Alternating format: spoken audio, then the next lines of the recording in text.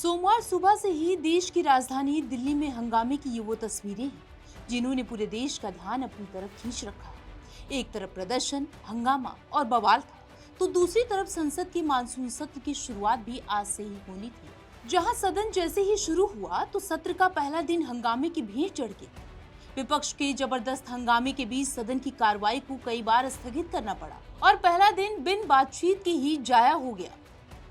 पक्का विश्वास है, जहां तथ्य होते हैं, जहां तर्क होते हैं, वहां तूफान के लिए जगह नहीं होती है। अगर तर्क मजबूत है, तथ्य मजबूत है, तो शांत चित्त से भी अपनी आवाज को बुलंद बनाया जा सकता है।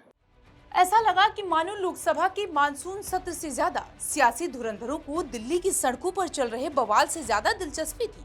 तभी तो सदन से ज्यादा नेता कॉकरोच जनता पार्टी के बवाल में नजर आए, जिसमें डिंपल यादव, धर्मेंद्र यादव, मनीष सिसोदिया, चंद्रशेखर जैसे चेहरों ने इस हंगामे में छात्रों के बीच जाकर अपनी मौजूदगी को दर्ज कराई ही, बल्कि बैरिकेडिंग फांदने और सुरक्षा कर्मियों से बहस की तस्वीरों ने भी माहौल को गर्मा दिया।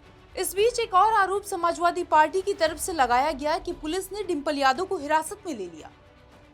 हमारे सांसद थाने में बैठाए हुए हैं और बाहर बच्चों की पिटाई करी जा रही है।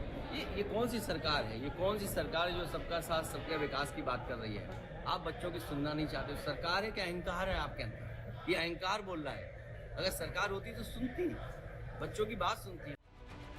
दिल्ली की सड़कों पर मचा ये बवाल तो तब और ज्यादा बढ़ गया जब प्रदर्शनकारियों ने जंतर मंतर से संसद भवन की तरफ कूच कर दिया।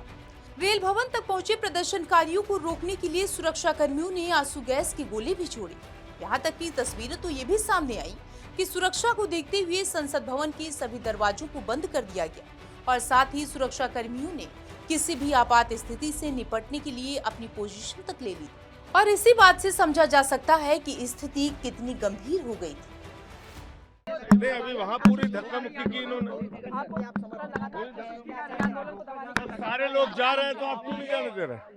पुलिस रोक रही है जगह जगह पे और इनकी कोशिश है कि बच्चों की आवाज उठे ना, लेकिन ये देश का आंदोलन बन चुका है, ये किसी एक आदमी का आंदोलन नहीं है। लाठीचार्ज, आंसू गैस के गोले, रेल भवन के बाद वायुसेना भवन तक प्रदर्शनकारियों का पहुंचना और फिर कनॉट प्लेस पर प्रदर्शनकारियों का इकट्ठा हो जाना। ऐसे हालातों के बीच एक खबर भी सामने आई कि केंद्रीय शिक्षा मंत्री धर्मेंद्र प्रधान ने केंद्रीय गृह मंत्री अमित शाह से मुलाकात की। साथ ही कॉकरोच जनता पार्टी का एक प्रतिनिधिमंडल केंद्रीय स्वास्थ्य मंत्री जेपी नड्डा से मुलाकात की। अगर कोई भी मांग उठा रहा है, अगर कोई भी आपको कटघरे में खड़ा करके आपको जवाबदेह बना रहा है, तो सरकार की क्या नैतिक जिम्मेदारी है? क्या सरकार की जिम्मेदारी नहीं है कि वो सवाल का जवाब दे?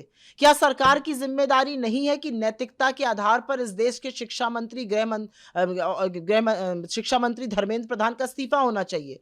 इस देश का युवा आक्रोशित है, पेपर लीक हो रहे हैं, लेकिन असलियत यह है कि राहुल गांधी छात्रों की गूंज की बात कर रहे हैं और नरेंद्र मोदी लाठियों की गूंज बरसा रही है। बहरहाल राजधानी दिल्ली में सड़क से संसद तक खूब संग्राम देखने को मिला, लेकिन जंतर मंतर पर जमे विपक्षी नेताओं के जमघट ने सवाल खड़े कर दिए कि क्या ये प्रदर्शन सियासी रूप ले गया।